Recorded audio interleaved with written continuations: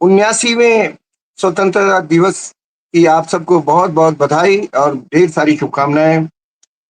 आज प्रधानमंत्री मोदी लाल किले की प्राचीर से फिर से बोले, 12वीं बार बोले और उन्होंने क्या-क्या कहा, क्या-क्या खास बिंदु हैं, उस पर आज चर्चा करेंगे और चर्चा करने के लिए हमारे साथ पहले की तरह मौजूद हैं हमारे स्ट्रैटेजिक एक्सपर्ट, बहुत मशहूर शख्सियत हैं कमांडर चक्रपाणी जी, कमांडर सुदर्शन चक्रपाणी जी। आपका स्वागत है कमांडर साहब। राकेश जी नमस्कार, जय हिंद, जय भारत। और जय Hind sir. 79th independence day के ऊपर सभी भारतीयों को हार्दिक शुभकामनाएं। और मुझे विश्वास है हम सही दिशा में हैं विकसित भारत की तरफ। चलिए शुरू करते हैं। कमांडर साहब, आज का जो भी भाषण था प्रधानमंत्री का, ये शायद उनका सबसे लंबा 15 अगस्त पर किया गया भाषण था। आपको इसमें खास बिंदु कौन-कौन से लगे? सबसे खास बिंदु की सबसे पहले चर्चा शुरू करें। क्या लगा आपको? देखिए, इसमें सबसे खास बिंदु जो था मेरे हिसाब से तो उनका जो विजन है विकसित भारत का, वो है, क्योंकि हर चीज विकसित भारत की तरफ ही जा रही है। उनको बिल्कुल साफ उनका ये विकसित भारत की तरफ उनका विजन है और ये विकसित भारत की तरफ ही उनकी हर चीज उसी दिशा में जा रही है। इसको अगर हम ब्रेक डाउन कर सकते हैं तो बहुत से और छोटे छोटे बिंदु आते हैं, लेकिन मेन बिंदु तो विकसित भारत ही रहेगा। आपका क्या विचार है राकेश जी? नहीं, बात बिल्कुल सही है। विकसित भारत का और 2047 तक का उनका वो है। बहुत सारी चीज़ों चीज़ों के बारे में उन्होंने एक ब्लूप्रिंट तैयार किया हुआ है और हालाँकि बहुत विपक्ष के बहुत सारे लोग इस बात का मज़ाक भी उड़ाते हैं कि हम 2025 में हैं, 2047 की बात करते हैं, लेकिन जो विज़नरी लीडर होता है, वो यही करता है। वो ये नहीं करता कि हमें अगला इलेक्शन कैसे जीतना है। अरे जीत-हार तो शुरू हो जीत-हार तो आपकी अपनी बात है, लेकिन होता क्या है कि देश वहीं रहता है। पार्टियाँ आती हैं, करेक्ट। सरकारें बदलती हैं, लेकिन अ अ, देश वहीं रहता है। तो देश को कैसे तरक्की देनी है, उनको पता है कि 2047 तक मैं भी नहीं रहूँगा। लेकिन देश किस तरफ देश को एक दिशा दे देनी है जिससे कि देश उस तरफ बढ़े। तो मुझे लगता है कि विज़नरी आदमी है और इसमें मानने में कोई संकोच नहीं है कि देश उनकी लीडरशिप में काफ़ी बदलाव आए हैं और काफ़ी तरक्की हुई है। मुझे मुझे लगता है शायद भाषण की शुरुआत के बाद से ही वो ऑपरेशन सिंदूर पर आ गए, क्योंकि आजकल जो मामला चल रहा है, आप ट्रेड वॉर देख रहे हैं, ट्रेड वॉर के जस्ट पहले क्या हुआ था आपको पता है। उसके बाद ट्रंप का किस तरह से एटीट्यूड बदला, वो सब भी आप सबको पता है। तो मुझे लगता है कि पहलगाम की चर्चा उन्होंने की, ऑपरेशन सिंदूर की और एक बहुत खास बात की चर्चा की, जिसमें उन्होंने कहा कि हमने अपनी सेनाओं को खुली छूट दी थी, कहाँ मारना है, कैसे मारना है, क्या करना है, स्ट्रैटेजी कैसे करना है। मेरे ख्याल से ये एक बड़ी बात थी, जो संदेश है पूरी दुनिया को, हमारे विपक्ष को भी, कि हमने किसी के हाथ पीछे नहीं बाँधे। आपकी राय चाहता हूँ बिल्कुल सर। राकेश जी, बिल्कुल राकेश जी, ये उन्होंने बहुत अहम लकीरें खींचनी है एक तरह से, अगर आप मान लें, वो जी, उन्होंने खींची हैं। देखिए, दो या हुँ, तीन बहुत अहम लकीरें हैं। एक उन्होंने यह लकीर खींची है कि हम आतंकवाद और आतंकवाद के समर्थनों के बीच में, आतंकवादी और आतंकवादियों के समर्थन में जो लोग खड़े होते हैं उनके बीच में जो एक दायरा, एक अलग अलग हम देखते थे, वो हमने खत्म कर दिया है। हमारे लिए आप आतंकवादी हैं या आतंकवादी को सपोर्ट करते हैं, आप हमारे लिए आतंकवादी ही रहेंगे। और ये एक साफ रेड लाइन खींची है, और ना ही सिर्फ भारत के लिए बल्कि पूरे विश्व के लिए हमने जी, ये बिल्कुल साफ बता दिया है कि हम इसके अब हम ये ना झुकेंगे, ना रुकेंगे। हम आपको ठोकेंगे, आप जहां भी होंगे, जिस भी हालत में होंगे। ये एक रेड लाइन बनाई है। दूसरी रेड लाइन उन्होंने बनाई है न्यूक्लियर ब्लैकमेल की। देखिए, कई हुँ, सालों से, दशकों से पाकिस्तान हमारे ऊपर हावी होता हो जाता था। तो कुछ भी होता था, वो अपना न्यूक्लियर ब्लैकमेल शुरू कर देता था कि हम तो एटमी ताकत हैं। और ये मत भूलिएगा, कल ही पाकिस्तान ने एटमी ताकत होने का है ना ढिंडोरा फिर से पीटा है, डींगा हाकी हैं। लेकिन मोदी जी ने ये बिल्कुल साफ कर दिया कि हम न्यूक्लियर ब्लैकमेल नहीं सहन करेंगे। और हमने करके दिखाया है कि आप एक कन्वेंशनल वॉर जीत सकते हैं 4 दिन के अंदर बिना न्यूक्लियर ब्लैकमेल को लाए हुए। तो एक ये दूसरी रेड लाइन खींच दी। तीसरी रेड लाइन खींची है उन्होंने, जो उन्होंने कहा था और आपने भी ये कहा था कि खून और पानी एक साथ हाँ। नहीं बह सकते। मतलब यह है कि इंडस वाटर ट्रीटी जो है जिस हाल में थी, जिस रूप में थी, उस रूप में वापस नहीं आएगी। मतलब इंडस वाटर ट्रीटी जो है या तो रीनेगोशिएट होगी या खत्म हो जाएगी और हिंदुस्तान इस पे अपने कदम पीछे नहीं लेगा। जिसको भी ये शक हो रहा था, जिसको भी विचार था कि अगर पाकिस्तान ने लीगल एक्शन लिया, ये किया, वो किया, या पाकिस्तान से सुलह हो गई, तो क्या हम इंडस वाटर ट्रीटी पे वापस जाएंगे? अब ये बिल्कुल साफ हो गया है कि इंडस वाटर ट्रीटी अब जहां थी वो नहीं रहेगी। अब नई इंडस वाटर ट्रीटी बनेगी जिसमें हम ये नहीं देंगे। इससे एक और संकेत जाता है, वो जाता है बांग्लादेश को। बांग्लादेश के साथ भी हमारा पानी का विवाद चल रहा है तीस्ता के ऊपर। ये भी और साफ दिखाता है बांग्लादेश को कि आपने भी तीस्ता वाटर के ट्रीटी के नाम पे बहुत एंजॉय किया है। तीसरा वाटर ट्रीटी रीनेगोशिएशन या उसके लिए तैयार है क्योंकि समय निकल रहा है, निकल गया उसका। अब वो भी रीनेगोशिएट होगी और उस तरह से नहीं होगी जैसा आपको पहले मिल गया था। राकेश जी। जी, मैं एक चीज और भी आपका ध्यान आकर्षित करना चाहता हूँ कि उन्होंने सिंधु का जल, ब्लैकमेलिंग, इन सब की बात करते हुए ये भी कहा कि ये सब हुआ क्यों, अभी तक कोई ब्लैकमेल करता क्यों आया था, क्योंकि हम औरों पर निर्भर थे। ये बड़ी बात करेक्ट। कही है ये कि भाई अगर हम औरों पर निर्भरता हमारी जैसे जैसे कम होती जाएगी, हम दूसरों की बातें सहने हम सहेंगे नहीं। तो ये इसको थोड़ा सा डिकोड करिए सर। देखिए राकेश जी, आत्मनिर्भरता का कोई इलाज नहीं है। प्रधानमंत्री जी ने यह भी कहा था, अगर आपने गौर किया होगा, कि अगर ऑपरेशन सिंदूर में हमको विजय मिली है, इसलिए मिली है क्योंकि हमने अपने स्वदेशी हथियार इस्तेमाल किए। राकेश जी, आपको याद होगा, आपने तो कारगिल का युद्ध कवर किया है। उस जी समय है ना, हमारे पास बोफोर्स गन थी, उसके गोले जी नहीं थे। जी बिल्कुल। ठीक है। हमारे पास जूते नहीं थे अपने सैनिकों को कारगिल के दुर्लभ पहाड़ी में चढ़ाने के लिए। ऐसे हालात से लेके आज अगर हम आत्मनिर्भरता में इस लेवल पे हैं कि हमारे स्वदेशी हथियार जो हैं उन्होंने कहर बरसाया है, वो इसीलिए हुआ है क्योंकि हमने अपने आप अपने पैर पे खड़ा होना सीखा है। और पिछले जी 10 साल में ये बहुत ज्यादा हुआ है।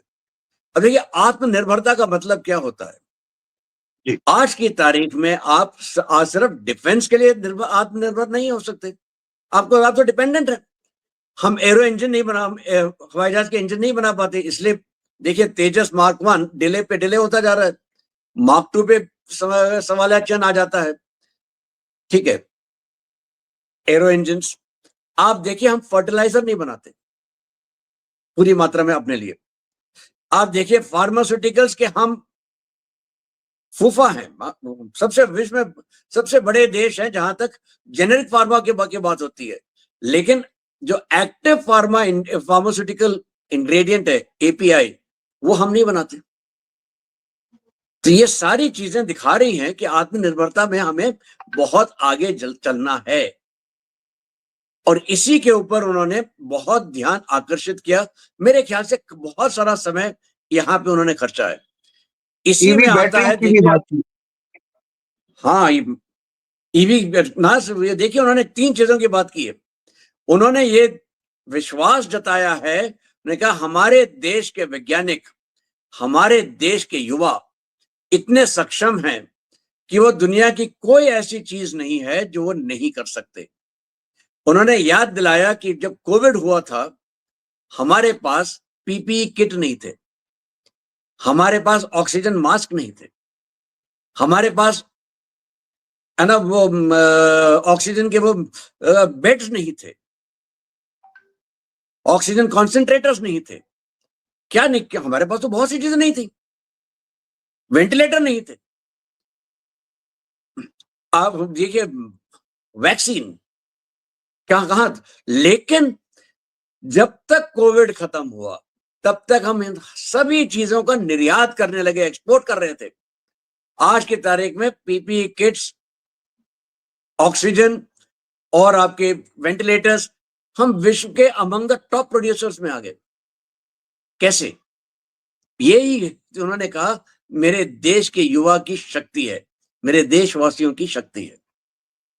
उन्होंने आह्वान किया देश को कि देखिए, हमें सबसे ज्यादा अगर आत्मनिर्भर होना चाहिए तो हमको आत्मनिर्भर होना चाहिए हर चीज में, चाहे वो फर्टिलाइजर हो, चाहे वो फार्मास्यूटिकल का एपीआई हो, चाहे वो इलेक्ट्रिक व्हीकल्स की बैटरी हो, क्योंकि बैटरी हम नहीं बना पा रहे, चाहे वो जेट इंजन हो, चाहे वो रेयर अर्थ में मिनरल्स हो, चाहे वो सेमीकंडक्टर हो। उन्होंने बताया कि 6 से ज्यादा सेमीकंडक्टर्स की फैक्ट्रियां लग रही हैं और पहला भारतीय मेड इन इंडिया चिप इसी साल पे निकल आएगा। ये है 28 नैनोमीटर की का चिप, जो आम जनता, आम काम के लिए इस्तेमाल होता है। लेकिन हम आगे बढ़ रहे हैं और भी बड़े और भी छोटे चिप्स के लिए, और वो 4 और फैक्ट्रीज इसके ऊपर बन रही हैं। ये मत भूलिए, इंडिया जो है नॉन फैब सेमीकंडक्टर में, मतलब फैब्रिकेशन को छोड़ दीजिए आप, बाकी जो सेमीकंडक्टर की चीजें हैं उसमें हिंदुस्तान सबसे नंबर 1 पे है। विश्व के करीब करीब सभी सेमीकंडक्टर चिप का सॉफ्टवेयर हम बनाते हैं, हम लिखते हैं। सभी उन सॉफ्टवेयर को अगर आपको सेमीकंडक्टर चिप के अंदर बर्न करना है, वो हम करते हैं। बहुत सी चीजें हम कर रहे हैं जिसका ज्ञान हम लोगों को नहीं है, तो उन्होंने कहा ये भी हमें करना चाहिए। उन्होंने ये भी आह्वान किया कि देखिए, हम इतने बड़े आईटी कंपनीज हमारे पास हैं, इतना सारा आईटी का हमारे पास रिसोर्सेज है, लेकिन हम अपना ऑपरेटिंग सिस्टम नहीं है हमारे पास। हमारी साइबर सिक्योरिटी की तरफ हमें और ध्यान देना चाहिए।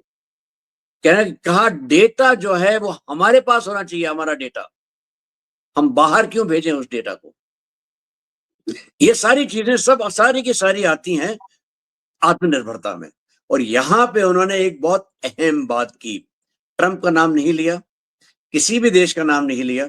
ये दिखाता है कितने मैच्योर तरीके से उन्होंने अपनी बात रखी है। लोगों को सबको मालूम है क्या हो रहा है, लेकिन आपने इशारों में सब कुछ कह दिया। उन्होंने ये कहा जो विकट परिस्थिति है भारत देश की, इसमें हमको ध्यान देना चाहिए कि स्वदेशीकरण की ओर और ध्यान दें। उन्होंने, राकेश जी याद होगा, उन्होंने एक वाकया सुनाया था कि जब वो छोटे थे, और आपने और हमने भी देखा है कि हम दुकानों में देखते थे प्योर घी की दुकान। उन्होंने कहा कि क्या हम प्योर स्वदेशी दुकानें नहीं देख सकते? क्या हमारे छोटे व्यापारी ये नहीं कर सकते कि क्या ना स्वदेशी चीजें रखें? ये एक बहुत बड़ी बात की है उन्होंने। इसका असर, राकेश जी, अगर एक मोदी जी के कहने के ऊपर लोगों ने खिल्ली उड़ाई, लेकिन आपको याद होगा कोविड के टाइम पे पहले कुछ दिनों में हमने थालियां बजाई थी। एक मोदी जी के कहने पे थाली अगर बज सकती है पूरे देश में, उन्हीं मोदी जी के कहने के ऊपर लक्षद्वीप से एक फोटोग्राफ डालते हैं और मालदीव्स का बट्टा बैठ जाता है टूरिज्म के नाम पे। क्या ये स्वदेशी की चीज में मोदी जी का असर नहीं होगा? मुझे लगता है जो हमारा कंजम्पशन है, हम कंज्यूमिंग इकोनॉमी है, 70% हम कंज्यूम करते हैं, ये हम बढ़ा ले जाएंगे 75-80% तक। वहां तक हम पहुंच गए तो दुनिया की कोई भी ताकत हमारे ऊपर कोई भी सैंक्शन लगाए, हमें कोई रोक नहीं सकता। ये है आत्मनिर्भरता की कमांडर साहब फोकस। कमांडर साहब, अभी आपने कहा कि पॉलिटिकल मैच्योरिटी इतनी है मोदी के भाषणों में कि उन्होंने किसी भी देश का नाम नहीं लिया, किसी भी लीडर का नाम नहीं लिया। लेकिन आइए देखते हैं कि कल यानी 14 अगस्त को पाकिस्तान के प्रधानमंत्री ने क्या कहा।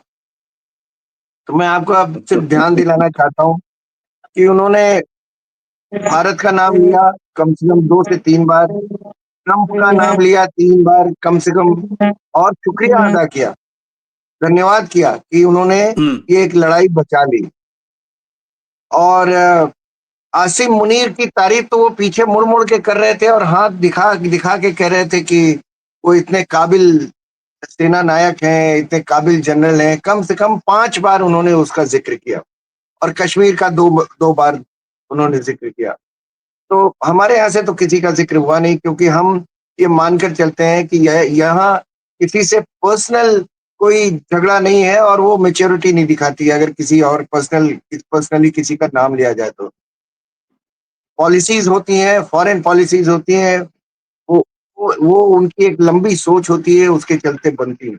मैं एक बात और पूछ रहा था आपसे कि अ, प्रधानमंत्री ने जो ये कहा कि उन्होंने खुली छूट दे दी सेना को, कहा तो ये एक वाक्य है, छोटा-सा वाक्य है, लेकिन क्या इसमें बहुत बड़ी-बड़ी बातें नहीं हैं? क्या इसमें ये नहीं है कि आपने पीछे इस देश की सरकारों ने क्या किया? 1948 में क्या किया? 1962 में क्या किया? 65 में लाहौर तक पहुँच गए, क्या किया? और उसके बाद 71 में क्या किया? जीत गए और लड़ाई के मैदान में जीत गए और कागज़ पर हार गए। तो क्या ये सब भी है? इस एक सेंटेंस में समझने वाले को इशारा काफ़ी है। बिल्कुल राकेश जी, देखिए उन्होंने क्या बढ़िया बात कही थी।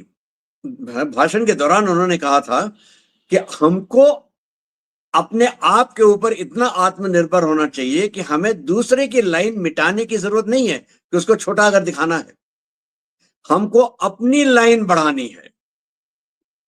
यही दर्शाता है उनका कहने से कि देखिए हुँ, हमने आपके हम नहीं कहते कि आपने गलत किया, हम ये कहते हैं देखिए हम क्या कर सकते थे और हमने वो करके दिखाया है। और क्योंकि हमने वो करके दिखाया है, आपको समझ में आ जाना चाहिए कि आपके अंदर भी ये क्षमता थी, आपने नहीं किया। उन्होंने नेहरू जी से लेके अब तक के सभी को है ना एक तरह से धूल चटा दी, लेकिन बिना हुँ, नाम लिए। ठीक है, यही चीज उन्होंने पाकिस्तान के लिए की और यही चीज इशारा था ट्रंप को, हुँ। जो ट्रंप लगे हुए हैं कि मैं आपको मिट्टी में मिला दूंगा क्योंकि मुझे अमेरिका को बढ़ाना है, मुझे मागा मेक अमेरिका ग्रेट अगेन करना है, तो मैं आपको मिट्टी में मिलाऊंगा। मोदी जी ने उसका जवाब यही दिया है, अपने आप को ग्रेट करने के लिए मेरी लाइन मिटाने की आपको क्या जरूरत है, अपनी लाइन बढ़ाइएगा, उस कौन रोक रहा है आपको। और यही तो समस्या है ट्रंप के साथ, और यही तो बड़प्पन है मोदी का। ठीक है, एक इससे एक उन एक देखिए जी, जी, एक प्लीज़ सेंटेंस प्लीज़ और करिए। राकेश जी, हाँ, हाँ, इसमें हाँ, हाँ, देखिए जो सेना का मनोबल है वो कितना बढ़ता है। एग्ज़ैक्टली। मैं आपको इसी की याद हो बात। आपको याद होगा जब ताज होटल के ऊपर हमला हुआ था, उसके बाद चीफ ऑफ एयर स्टाफ ने कहा भी था, हम तैयार हैं बदला लेने के लिए। लेकिन हमारे उस समय के प्रधानमंत्री ने कहा था नहीं, हम संयम दिखाएंगे। इसी लिए तो इतने सारे हमले होते रहे। अब आपने एक बिल्कुल। रेखा खींची, हुँ, इस रेखा को अगर आप उल्लंघन करेंगे तो हम आपको ठोकेंगे, ये हमने साफ बता दिया है। और ये यही आता है जो आत्मनिर्भरता से। जी, और उन्होंने जो कहा है सेना को खुली छूट दे दी, उसमें उन्होंने कहा कि भई लक्ष्य तुम निर्धारित करो, रणनीति तुम निर्धारित करो, हमला कब करना है, कब मारना है, ये भी तुम करो। हमारी ओर से ओके हो जाएगा बस। पहले की तरह नहीं होगा कि नहीं-नहीं वहाँ तक पहुँच गए, नहीं छोड़। आपको पता है 1971 में डॉक्टर सुब्रमण्यम स्वामी का कहना है कि 1971 की लड़ाई में जब हम ढाका तक पहुँच गए थे, तो इंदिरा गांधी को केजीबी की तरफ से आदेश आया कि आप अंदर मत घुसिए, और उन्होंने ये संदेश दिया भी आगे। लेकिन वो जनरल जैकब थे जो, उन्होंने सुना ही नहीं, ये बात सुनी नहीं। उन्होंने कहा यहाँ तक आ गए तो अंदर भी जाएंगे। उन्होंने वहां तक जाके उन्होंने कब्जा किया। तो एक तरह से देख लीजिए तो ढाका के अंदर तो घुसना ही नहीं चाहती थी हमारी से, मतलब हमारी पॉलिटिकल विल जिसकी बात करते हैं आज के विपक्ष के लोग, पॉलिटिकल विल नहीं थी ये कहते हैं। तो पॉलिटिकल विल तो उसमें एक्चुअली नहीं थी, लेकिन वो तो आर्मी थी कि आर्मी ने कर दिया। और इतनी बहादुरी के साथ लड़ने पर, एक देश को 2 भागों में विभाजित करने पर का सिला ये मिला कि शिमला में मेज़ पर हम हार गए। लोग सवाल नहीं बिल्कुल। उठाते हैं, लेकिन इतिहास किसी को छोड़ता नहीं है। कितना भी महान लीडर हो, उसकी भी गलतियां होती होंगी, और उसकी गलतियां होती हैं तो आलोचना भी होनी चाहिए। तो बिल्कुल होनी मुझे चाहिए। लगता है सेना को बहुत आत्मविश्वास हुआ होगा इससे, और सेना को लगा होगा कि अगली बार हम आगे बढ़ेंगे तो हमें रोकने वाला कोई नहीं होगा। एब्सोल्युटली। देखिए, सेना जो है वो देश का एक बहुत अहम हथियार है, लेकिन इस हथियार को संभाल के, सोच के, बूझ के इस्तेमाल किया जाता है। ठीक है, तभी तो कहते हैं ना, war is politics by another means. आप सारे विकल्प इस्तेमाल करते हैं, जब कोई और नहीं काम करता तब आप वॉर की तरफ आते हैं। अब मिलिट्री के पास क्या होता है करने के लिए? हाँ, बोलिए। मैं कमांडर साहब एक इंटरप्ट करूंगा, एक छोटी सी बात पूछनी थी। आप आर्म्ड फोर्सेस में रहे हैं, आप तो बता सकते हैं कि जब ऐसा होता है कि तुम आगे बढ़ गए लेकिन तुम्हें रोक दिया गया, तो कैसा लगता है, क्या फीलिंग होती है उस समय? मतलब आपस में चर्चा होती होगी, आप भी रहे हैं आर्म्ड फोर्सेस में। बहुत चर्चा होती है राकेश जी, और बहुत गालियां निकालते हैं हम लोग पॉलिटिशियंस के ऊपर। और आम तौर पे देखिए, मैं अपनी बात करता हूं, मुझे बहुत कम पॉलिटिशियंस के ऊपर विश्वास है या इज्जत है। मोदी जी उनमें सर्वश्रेष्ठ हैं आज की तारीख में। बहुत से ऐसे पॉलिटिशियंस हैं, खास करके आज की तारीख के पॉलिटिशियंस, खास करके विपक्ष में, जिनकी इज्जत तो मैं, है ना, एक कॉकरोच से कम करता हूं, वो भी एक मरा हुआ कॉकरोच। तो बहुत बुरा लगता है, इसकी दो राय नहीं हो सकती। लेकिन देखिए, जी। सेना के को कौन जानता है किस ठिकाने को कब कैसे मारना है? सेना जानती है। पॉलिटिशियन वो कैसे जान सकता है? इसलिए जरूरी है कि जो आदमी जो काम कर सकता है उसको वो काम करवाया, उससे वो काम कराया जाए। अब जयशंकर जी जो हैं, अगर वो कूटनीति में माहिर हैं, उनका काम है कूटनीति देखना। उनका काम नहीं है जाके ये बताना कि, है ना, आप एक्स जगह पे मारे या वाई जगह पे मारे, और वो करते भी नहीं है ये चीजें। लेकिन foreign ministry, defence ministry, Indian army, internal police, ये सब के सब देश के हथियार हैं, देश के अंग हैं। इसमें ब्यूरोक्रेसी आती है, इसमें जुडिशरी आती है, ये इसमें आम नागरिक आता है। क्योंकि अगला युद्ध तो है, वो सिर्फ सैनिक नहीं लड़ेगा, आम नागरिक के सामने युद्ध आएगा। साइबर ये सिक्योरिटी के नाम पे, है जी, ना, जी, बिल्कुल। उसके ऊपर बम भी गिर सकते हैं। आजकल जिस तरह से ड्रोन और वगैरह आते हैं, कुछ भी हो जी। सकता है। आम नागरिक को तैयार होना चाहिए, आम नागरिक को ये मान के चलना चाहिए, और आम नागरिक को रास्ता कौन दिखाएगा फाइनली उस समय? मिलिट्री, आर्मी, सेना। और आपको सेना का मनोबल जो है वो सबसे ऊंचा रखना चाहिए, रखना पड़ेगा। और ऐसे जो जिस तरह से बयान मोदी जी देते हैं, इसी से तो सेना का मनोबल ऊपर चलता है। इसी से जी। तो सेना को मालूम पड़ता है हमारे पास, हमको देखिए, पॉलिटिशियन एक दायरा बताता है कि देखिए ये हमारा दायरा है, हम ये चीजें एक्सेप्ट करने को तैयार हैं।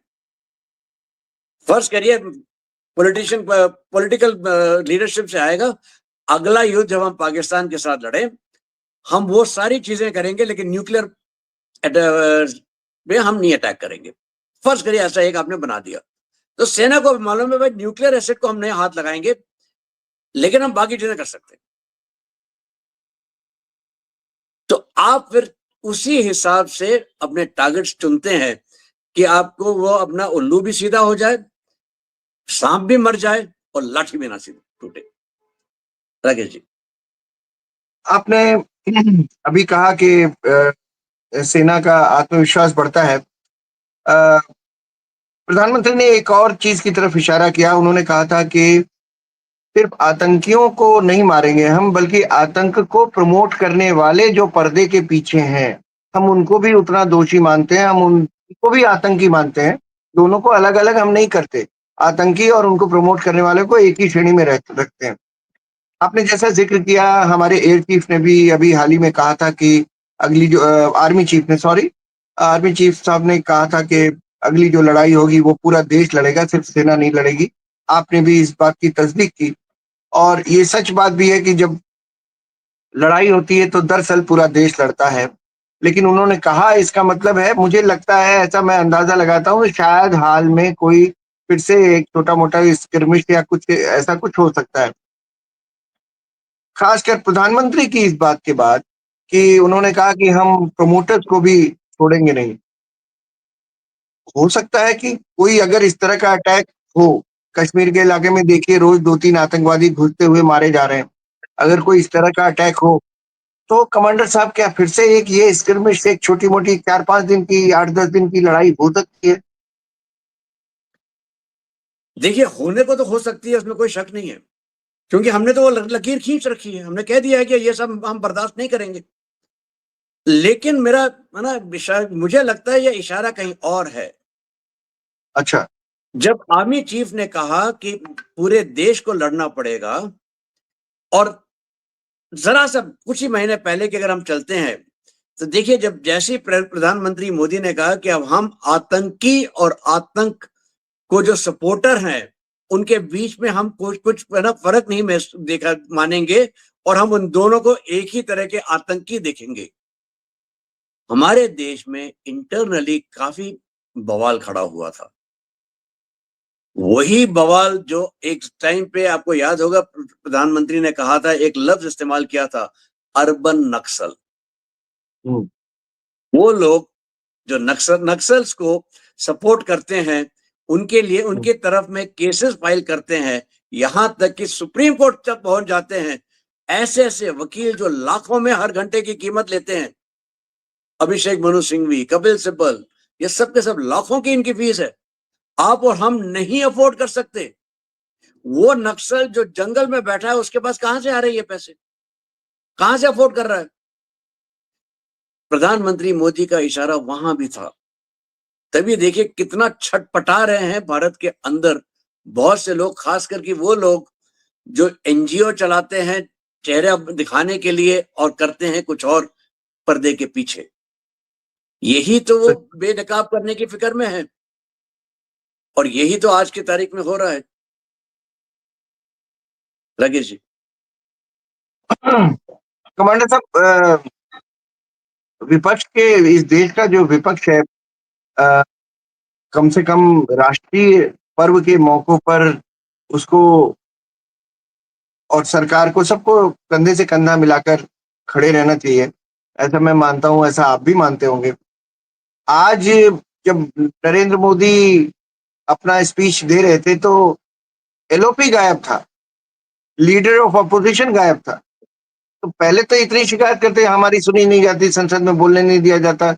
अरे भाई, यहाँ भी आपको आना चाहिए था। 1 डेढ़ किलोमीटर दूर आपका घर है। तो इस पर क्या कहेंगे आप?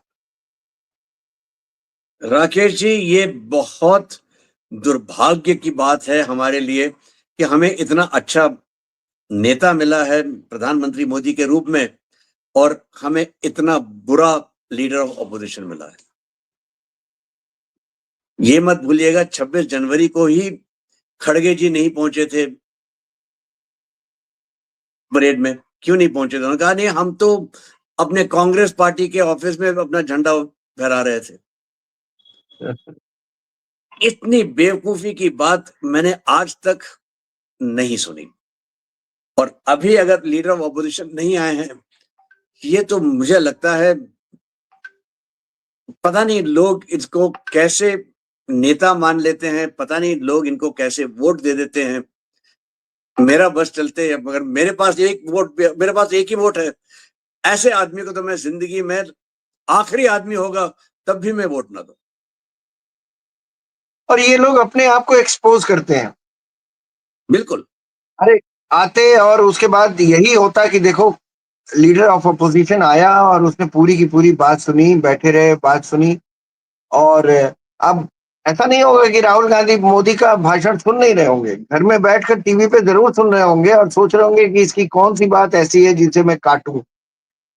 लेकिन कम से कम ये स्पोर्ट्समैन स्पिरिट होनी चाहिए, मैच्योरिटी पॉलिटिकल होनी चाहिए कि विपक्ष के नेता की भी एक बड़ी हैसियत होती है, कैबिनेट मंत्री का दर्जा होता है उसका, तो अब आपको होना चाहिए। एक और बात की तरफ मोदी ने इशारा किया कमांडर साहब, वो थी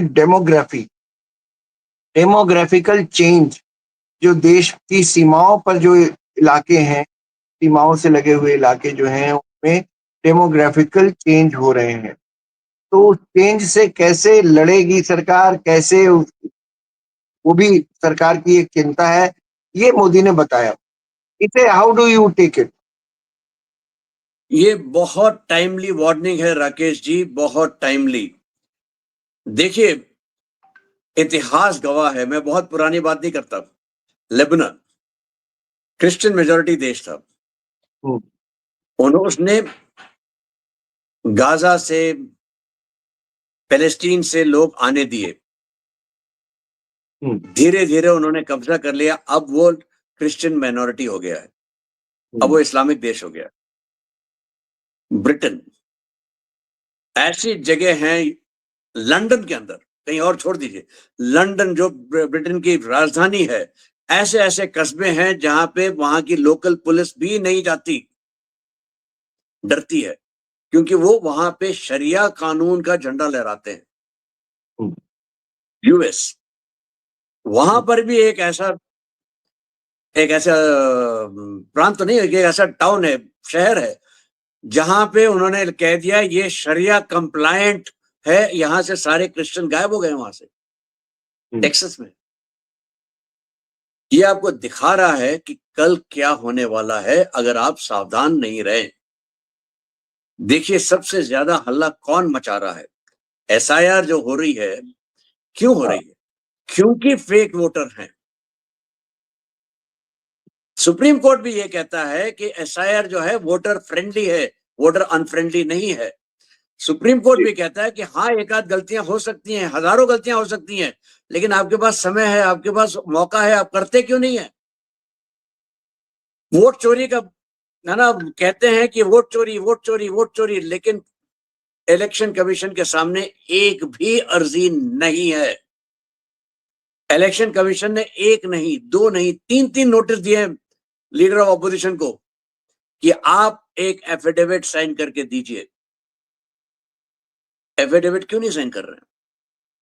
क्योंकि जो वो बोल रहे हैं वो झूठ है, झूठ है। और देखिए, जिस दिन वो बोलते हैं 24 घंटे के अंदर अंदर कोई ना कोई टीवी रिपोर्टर, कोई ना कोई टीवी चैनल पहुंच जाता है वहां पे और उस वोटर से पूछता है, कहता है साहब ये क्या है, और उनके जो है मिट्टी में नाक रगड़ी जाती है, लेकिन फिर भी उनको वो कुत्ते की पूंछ, या शायद कुत्ते की पूंछ से भी गए गुजरे हैं, कुत्ते की पूंछ तो फिर भी सीधी होने की संभावना हो सकती है। ये तो समझने को तैयार नहीं है। कितने सालों से कितने बार लॉन्च हुए हैं और इनका जो रॉकेट है वो निकल ही नहीं पाता। और ऑपोजिशन जो है, पता नहीं इनको उन्होंने क्या खा के, क्या चाट के उठते हैं और सवेरे सवेरे उनके साथ लग जाते हैं। तो मुझे तो ये अजीब सी समझ में नहीं बात आ यह रहा है, कर क्या रहे हैं। अजीब सी बात यह है कमांडर साहब कि इन सब चीजों को सेकुलरिज्म, सो कॉल्ड सेकुलरिज्म से जोड़ दिया जाता है कि भाई आप मुसलमानों के खिलाफ ये कर रहे हैं। ये अजीब सी बात है। बिल्कुल, क्योंकि भाई देखिए, सेक्युलर कौन है? मेरा अपना मानना है, अगर भारत सेक्युलर है तो इसलिए है क्योंकि हिंदू सेक्युलर है। एग्जैक्टली। हमारा जो सोच है, राकेश जी, मेरे पिताजी मुझे कहा करते थे, मैंने उनको एक बार पूछा था कि भाई पापा, ये हिंदू मुस्लिम होता रहता है, ये हिंदू कौन है? हम हिंदू, कैसे मालूम हम हिंदू हैं? तो उन्होंने कहा बेटा, हिंदू ऐसा है, आप मंदिर जाएं तो आप हिंदू, ना जाएं तो ना हिंदू। जाए तो भी हिंदू। कृष्ण भगवान को माने हिंदू, कृष्ण को ना माने, राम जी को माने तो हिंदू, शिव जी को माने तो भी हिंदू। आप कोई भी मंदिर में जाइए, सारे भगवान आपको मिल जाते हैं, सभी हिंदू हैं। हम तो ये कहते हैं कि अगर आपको राम जी ने अगर कुछ कहा है या कुछ किया है और उसकी आलोचना करते हैं, आप हिंदू हैं। आप उनके समर्थन में खड़े होते हैं, आप हिंदू हैं। उनका ये कहना था, Hinduism is all encompassing, all accepting, हर चीज को हम मान लेते हैं। हम ये नहीं कहते कि आपको चलने का रास्ता यही एक रास्ता है। हम कहते हैं मकसद हमारा है कि आत्मा का मिलन परमात्मा से होगा। राइट? कैसे होगा, किस रास्ते से होगा, आप क्या करके करेंगे, भैया आप अपना रास्ता खुद चुनिए। तो हमारे लिए मकसद एक है, रास्ते अनेक हैं। उल्टा अगर आप देखते हैं, अ, इस्लाम हो, क्रिश्चियनिटी हो, जुडाइज्म हो, इन सब के सब में रास्ता भी एक है, मंजिल भी एक है, भगवान भी एक है। आपको अनेकता तो कहीं दिखती नहीं है। आप सवाल नहीं पूछ सकते। ये है फर्क। मुझे अभी हाल ही में एक फॉर्मर नवाब की फैमिली के किसी आदमी से मुलाकात हुई थी। तो वो कुरान के बारे में और इस्लाम के बारे में बहुत अच्छी-अच्छी बातें उन्होंने बताई। तो मेरा एक ही सवाल था कि जब इतनी अच्छी-अच्छी बातें हैं, तो फिर इतनी खराब-खराब बातें होती क्यों हैं? भई किताब एक ही है आपकी, हमारी तरह 115 तो है नहीं, हमारे यहाँ तो बहुत सारी हैं, 108 तो उपनिषद ही हैं। तो मैं तो कह रहा हूँ करेक्ट। कि आपके अंदर अगर इतनी अच्छी-अच्छी किताबें इतना अच्छा लिखा हुआ है, तो उसपे अमल क्यों नहीं करता कोई? मार-काट, झूठ बोलकर शादी करना, अपना धर्म गलत बताकर शादी कर लेना, ये सब क्यों होता है? अब वो लोग कुछ इसका जवाब नहीं दे पाए। लेकिन डेमोग्राफिकल चेंज एक्चुअली जैसे-जैसे डेमोग्राफी बदलती है, वो उसके 25-30 साल बाद उसका असर देखने को मिलता है। करेक्ट। और इसीलिए एसआईआर की ज़रूरत इसलिए भी है, बिहार से अगर बहुत सारे लोग कह रहे हैं बिहार में क्यों कर रहे हैं? बिहार का जो इलाका है सीमा का इलाका जो है, वहाँ पे बहुत सारे इलाके ऐसे हैं, जहाँ पे लोग आके मिल गए हैं और मिल ही नहीं गए, वो घुल-मिल गए। मतलब अब कोई ऐसे बातचीत से पता भी नहीं कर सकता कि कोई बाहर का है, बांग्लादेशी है, रोहिंग्या है, क्या है, कहाँ से आया है। सबके पास आधार है, सबके पास राशन कार्ड है। तो ये एक दिक्कत है। खाते हैं हिंदुस्तान की हवा, पानी, अनाज हिंदुस्तान का लेकिन बोलेंगे किसी दूसरे मुल्क के लिए। तो ये एक बड़ी खतरनाक बात है। एक अच्छी बात से इस शो की समाप्ति करना चाहूँगा। प्रधानमंत्री ने कहा है कि एक राष्ट्रीय सुरक्षा कवच का उनका विज़न है। जिसको लेकर वो कहते हैं कि हॉस्पिटल्स हैं, रेलवेज़ हैं, जो हमारे इम्पोर्टेंट एस्टेब्लिशमेंट्स हैं, इंस्टीट्यूशंस हैं, तो ऐसा कवच की बात कर रहे हैं, ऐसे कवच की कि अ, उन पर कोई हमला अगर देश पर हो तो उन्हें कोई नुकसान ना पहुँचे। तो इस पर थोड़ा-सा रोशनी डालिए दर्शकों के लिए। राकेश जी देखिए, ये कवच जो है हमारे ज़हन में, हमारे विचार में हमेशा रहा है। यही चीज़ हम अब ये कवच को आप मल्टीपल दिशाओं से देख सकते हैं। एयर डिफेंस या मिलिट्री के का सिर्फ एक दिशा है। ये कवच आपको चाहिए है बहुत और जगहों से भी। साइबर सिक्योरिटी के नाम की तरफ से भी चाहिए। आपको कवच चाहिए कि आपके जो डॉक्टर हैं, आपके जो रेलवे के कर्मचारी हैं, आपके जो इम्पोर्टेंट मिनिस्ट्री में जो काम कर रहे हैं, उनकी सुरक्षा भी चाहिए। पुलिस आ जाती है वहाँ पे। आपकी इन्फॉर्मेशन आईबी आ जाती है, सीआईडी आ जाती है। आपको चाहिए देश में अगर कुछ हो रहा है, तो उसकी आपको जानकारी पहले मिले। आपको मालूम हो, मतलब आपको जो है इंटरनल सिक्योरिटी के ऊपर आपको कितना ध्यान देना पड़ेगा। आपको वो कैमरा लगाएँगे आप, वो है ना, सर्वेलेंस करेंगे ताकि कोई गलत आदमी कुछ ये ना कर सके। वो भी इसका इसी कवच का हिस्सा है। इसी कवच के हिस्से में आता है आपका जो जिस तरह से आप जो व्यक्ति आपके पास काम कर रहा है, उसको आप स्क्रीनिंग कैसे करते हैं? भाई कोई ना कोई ये देख लीजिए राकेश जी, आपका लड़का मेरा लड़का जब शादी करता है तो हम पता लगाते नहीं है कि लड़की वाले कौन है, लड़की उनका क्या है, उनका रहन सहन क्या है, खान पीन क्या है। हम तो करते हैं, लड़के वाले हो या लड़के वाले हो, सब करते हैं। अगर वो हमारे लिए इतना अहम है, हमारे देश के लिए क्या ये अहम नहीं है कि हम भी जो हमारे देश में काम करते हैं, जो हमारे देश के नागरिक हैं, उनके बारे में हम जाने। ये ये भी तो एक सुरक्षा कवच है। ठीक है। अब हम आते हैं मिलिट्री वाला हिस्से के ऊपर। मिलिट्री वाला हिस्सा जो है, ये आपके पास कवच किसके लिए देना देना होगा। पहले तो हम यही सोचते थे कि बाहर से हवाई जहाज आएंगे, हमारे ऊपर आएंगे और बम बरसाएंगे, तो हमको एंटी एयरक्राफ्ट डिफेंस चाहिए थी।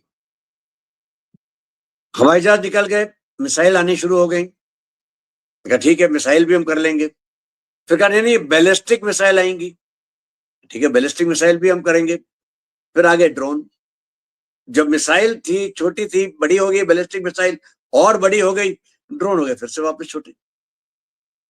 बैलिस्टिक मिसाइल आपके करोड़ों में आती है, ड्रोन आते हैं 400, 500, 1000, 2000, 5000, 10,000 में। आपको वो हथियार उस चीज के लिए इस्तेमाल करना है जो सही हो और उसी की कीमत के आसपास का हो। इसीलिए हम लोगों ने स्टार्ट किया है एंटी बैलिस्टिक मिसाइल डिफेंस, जिसमें मिसाइल्स यूज करेंगे। 81, 82 मिसाइल्स हमने की हैं, और ये प्रोजेक्ट कुशा के अंडर आती हैं। हमने डेवलप करना काम इस पे शुरू कर दिया है। 2029 तक ये तैयार होके हो जाएगा। इसीलिए हमने रशिया से कहा है हम S-500 आपसे लेंगे, लेकिन हमें चाहिए डिलीवरीज 2029 से पहले। उसके बाद फिर हमें इंटरेस्ट नहीं है। हम प्रोजेक्ट काली के अंतर्गत माइक्रोवेव या ये जो आपका लेजर बेस्ड वेपन को हम इस तरह डेवलप कर रहे हैं, ताकि आप लेजर के जरिए जो ड्रोन्स आएंगे उनको आप नष्ट कर सकें। और लेजर के जरिए आप नष्ट करेंगे तो भाई उसकी कीमत बहुत कम होगी। आपने अपने गन्स को मॉडर्नाइज कर दिया।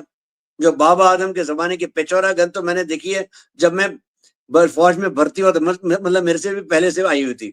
पेचौरा आई थी, आपका ये आ गए थे, L-70 आई थी, ZSU आई थी। ये सब बहुत बुरा बाबा आदम की चीजें हैं। हमने वो सब इस रीपर्पस करके उनको मॉडर्नाइज कर दिया, ताकि हम सही तरीके से सही चीज को मार सकें। और ये जो हमने अपना एयर डिफेंस सिस्टम अपना क्रिएट किया हुआ है, ये हमने 3 लेयरों में किया है। पहला लेयर है पूरे देश को एंटी बैलिस्टिक मिसाइल और स्पेस बेस्ड वेपन्स के साथ आप उसको प्रोटेक्ट करेंगे। वहां से अंदर आता है तो आपको है ना, क्लोजर रेंज, मीडियम रेंज के ये आ जाते हैं रेडार्स और वेपन्स। फिर आपके पॉइंट डिफेंस वेपन्स आते हैं, जो उस स्थान को सुरक्षित करेंगे। तब दिल्ली के आसपास देखिए, वो हमारे एयर डिफेंस की गन्स और एयर डिफेंस के मिसाइल्स आसपास चारों ओर हैं। इसी तरह से हमने कई इंपॉर्टेंट जगहों के ऊपर ये सब चीजें की हैं, और ये हमारे देशवासियों को विश्वास देता है कि कुछ भी हो जाए वो सुरक्षित रहेंगे। और देशवासी के लिए सुरक्षा बाहर से भी है, अंदर से भी है। ये मत भूलिए, जो सबसे ज्यादा अगर लोग एक साथ कहीं मरते हैं तो बॉम्बे में बॉम्ब ब्लास्ट हुए थे, तब हुआ था। ट्रेनों में ब्लास्ट होते हैं, कई 100 लोग मर जाते हैं। कहीं पे है ना, गलत अफवाह की वजह से अफरा तफरी हो जाती है, कई मर जाते हैं। ये भी एक तरह से सुरक्षा कवच हमारे लिए जरूरी है। कहने का मतलब यह है राकेश जी, बस मोस्ट इंपॉर्टेंट बात जो मोदी जी ने नहीं कही, लेकिन मैं इसमें यहाँ पे ऐड करना चाहता हूं, और वो ये है कि हमको अब इंटरनल डिफेंस और एक्सटर्नल डिफेंस के बीच का जो फासला है, ये खत्म करना पड़ेगा। हमको मान के चलना पड़ेगा, defence of the country is everybody's business. हम सबका दायित्व है, और हमको अपने डिफेंस के ऊपर कम से कम 5%, 5% तो खर्चना होगा। इसमें करना चाहिए। इंटरनल सिक्योरिटी भी इंक्लूड करनी चाहिए। बिल्कुल सही कह रहे हैं आप। इंडिपेंडेंस डे पर पिछले कई सालों से हम लोग भाषण सुनते आए हैं। जब टेलीविजन नहीं था तब भी दूसरे दिन अखबारों में छपता था, तो हम लोग देखते थे। मैं बच्चा था तब उस समय देखता था। टेलीविजन आने के बाद भी हमने आपने भी देखा होगा, मनमोहन सिंह को देखा होगा, वाजपेयी जी को देखा होगा। लेकिन लीडर्स इसमें से कोई-कोई निकल के आते हैं कि वो जो बोलते हैं वो कम्युनिकेट करते हैं। मतलब वो जो बोल रहे हैं ही मीन्स इट, और जिसके-जिसके भी कान में पड़ रहा है उसके रोंगटे खड़े हो जाएँ अगर, तो वो तो लीडर है। तो मुझे करेक्ट। लगता है कि वो बात हर एक आदमी तक पहुँचे कि हाँ, हम अपनी सिक्योरिटी को इस तरह कर रहे हैं, इस तरह कर रहे हैं, हम ऐसा करना चाहते हैं और हम छोड़ेंगे नहीं अगर कोई हमारे खिलाफ। तो वो जो कम्युनिकेट करता है, वो एक लीडर होता है। और मुझे लगता है कि हम सब इस मायने में खुशकिस्मत हैं कि हमको एक सुदृढ़ विचारधारा वाला और अपनी बात पर इंटैक्ट रहने वाला एक शख्सियत है जो हमारे लिए प्राइम मिनिस्टर के पद पर है हमारे देश में। ये हमारे लिए बड़ी खुशकिस्मती की बात है। और बहुत अच्छी बात ये है कि उन्होंने बहुत सारी चीज़ों पर जो जिस पर भ्रम हो सकता है लोगों का, बहुत सारी चीज़ों पर भी उन्होंने बोला है और क्लियर कर दिया है कि उसको लोग समझ लें कि अब कोई भी हमला होगा तो उसको उसी तरह ट्रीट किया जाएगा। अभी ऑपरेशन सिंदूर खत्म नहीं हुआ है। करेक्ट। तो ये भी उन्होंने एक तरह से क्लियर कर दिया। तो आप आए और आपने सवेरे 1 घंटे 3 मिनट का जो भाषण सुना और मैंने भी घर में बैठकर सुना क्योंकि मुझे आपसे बात करनी थी और आपके सामने बैठकर बात करने का मतलब है कि ठीक-ठाक तैयार होके आना। तो मैंने सोचा कमांडर साहब भी आएँगे तैयार होके तो मुझे ख़ास तौर पे ठीक से तैयार होके आना है। तो मैं भी बैठा और मैंने दोनों ने समय दिया और मुझे लगता है हमारी बातचीत का काफ़ी असर पड़ेगा लोगों पर, लोग सुनेंगे तो बहुत सारी चीज़ों को जो डिकोड किया है आपने उसे समझ पाएँगे। बहुत-बहुत शुक्रिया कमांडर साहब, बहुत-बहुत धन्यवाद। बहुत बहुत धन्यवाद राकेश जी, और सभी श्रोताओं को फिर से इंडिपेंडेंस डे की बहुत लाखों ढेरों शुभकामनाएं, मेरी ओर कॉन्ग्रेचुलेशंस। से और मेरी ओर से। हमारे साथ बने रहिए, लाइक करिए, शेयर करिए। जय थैंक हिंद, यू जय सर। भारत। जय हिंद सर।